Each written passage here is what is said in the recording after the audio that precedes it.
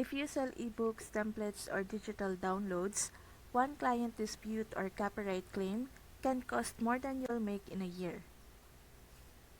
That's why choosing the right coverage limits for your business is so important.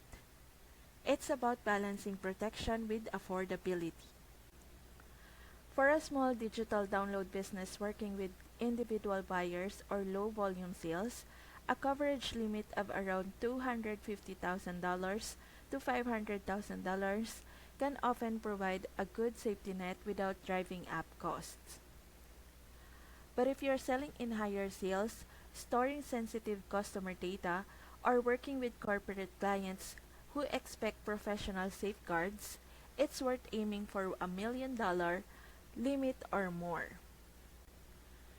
That extra cushion can cover legal fees, settlements, and even data breach response costs without putting your personal finances at risk. The great thing about Next Insurance is that they make adjusting your limits easy.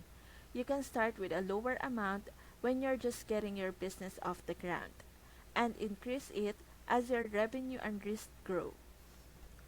It's flexible, transparent, and designed with small business owners in mind. Getting this right means you're not overpaying for coverage you don't need, but you're also not left exposed when something goes wrong.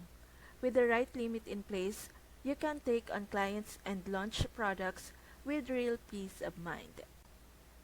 And if part of your business is selling PDFs, templates, or ebooks, a platform like PDF Farming can automate the entire sales and delivery process so you can focus on growth while staying fully protected. You'll find the links for Next Insurance and PDF Farming in the description below.